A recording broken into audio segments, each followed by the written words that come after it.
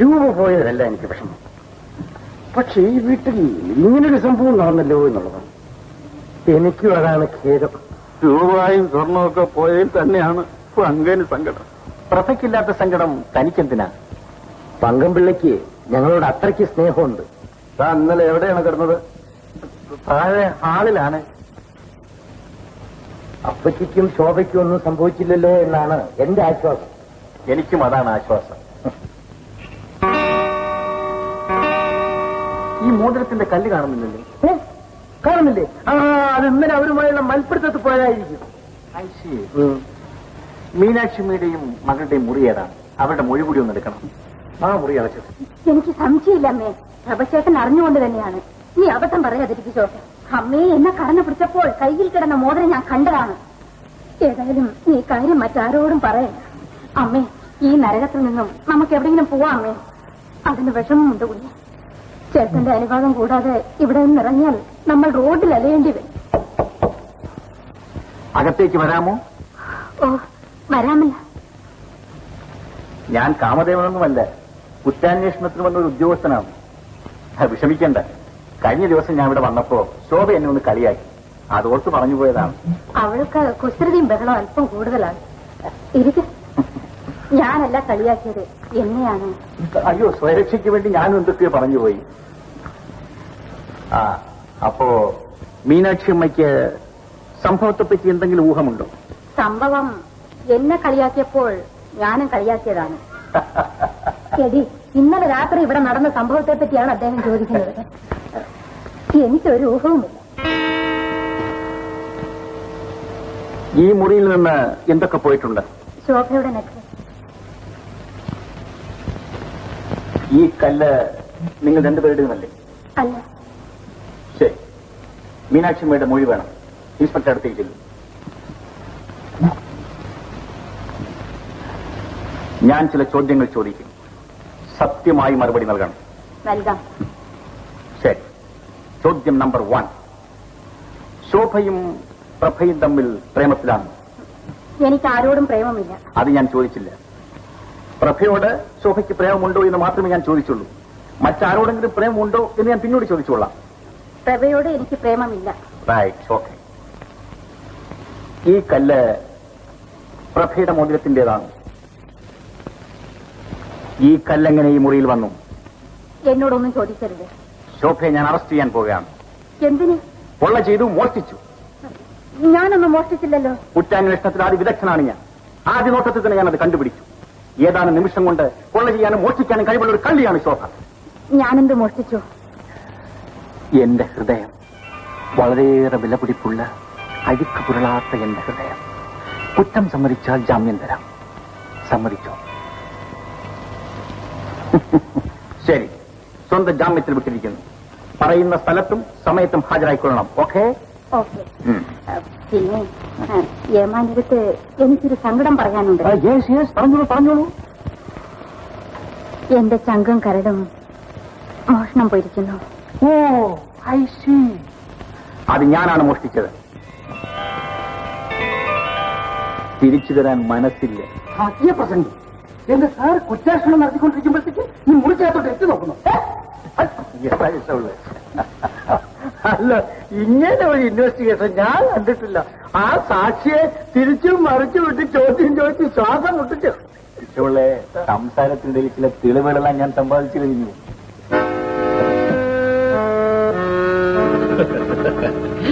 താനാണ് പ്രഭേ യഥാർത്ഥ കൊള്ളക്കാരൻ. സ്വന്തം വീട് തന്നെ ആദ്യം കൊള്ളയടിച്ചു. പക്ഷേ ആ നോട്ടുകളൊന്നും ഞാൻ അറബികൾക്ക് കൊടുക്കാൻ പോകുന്നില്ല. പകരം കള്ളനോട്ടുകൾ കൊടുക്കും. നല്ല ഐഡിയ. ഞാൻ നേരത്തെ വീട്ടിലേക്ക് പോവുകയാണ്. ഇവിടുത്തെ ക്രൈംബ്രാഞ്ച് DSPയെ പേടിക്കണം. എന്തുകൊണ്ട്? അയാൾ എന്നെ സംശയിക്കുന്നുണ്ട്. എന്റെ മോതിരത്തിന്റെ കല്ല് പോയത് അയാൾ നോട്ട് ചെയ്തു. അപ്പോൾ പ്രഭ സൂക്ഷിക്കണം. പകൽ മുഴുവനും CID എന്നെ വാച്ച് ചെയ്യുകയായിരുന്നു. അപ്പോ സൂക്ഷിക്കേണ്ടത് ഞാനാണ്. എങ്ങനെ സൂക്ഷിക്കണമെന്ന്? നിങ്ങളെ പിന്തുടർന്ന് അവർ ഈ സങ്കേതം മനസ്സിലാക്കാതിരിക്കാൻ ഞാൻ സൂക്ഷിക്കണമെന്ന്. മനസ്സിലായില്ല. ഉടനെ മനസ്സിലാക്കാം. പൊയ്ക്കോളൂ.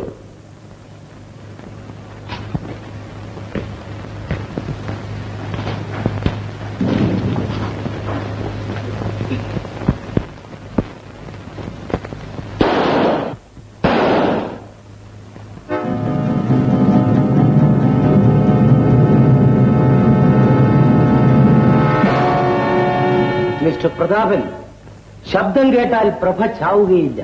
Mister Prathap, original bullet. ഓഹോ, ഇപ്പോഴെനിക്ക് മനസ്സിലായി.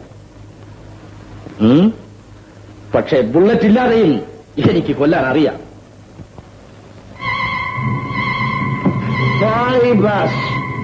നിങ്ങളുടെ സമയം കഴിഞ്ഞുപോയി.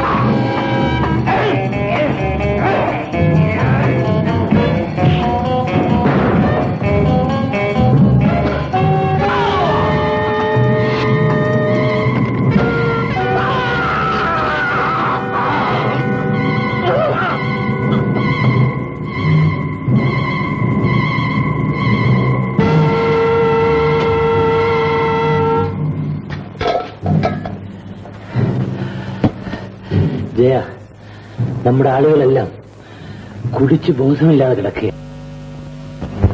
ബെൽറ്റിൽ കൂടെ ഒരു നൂല് കെട്ടി കഴുത്തിൽ കൂടെ ചുറ്റിയിടാന്നാ വിചാരിക്കുന്നത്. വല്ലതും സംഭവിച്ചാലോ?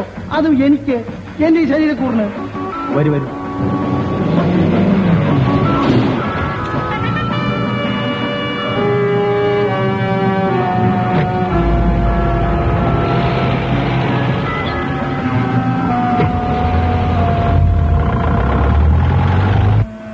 ആ കാർ ഗേറ്റിലിടിച്ചിട്ട് നിർത്താതെ പോയതുണ്ട്. ഒരു പെണ്ണല്ലേ സാറേ കാർ ഓടിച്ചത്? ആരാണെന്ന് നോക്കാൻ വരും.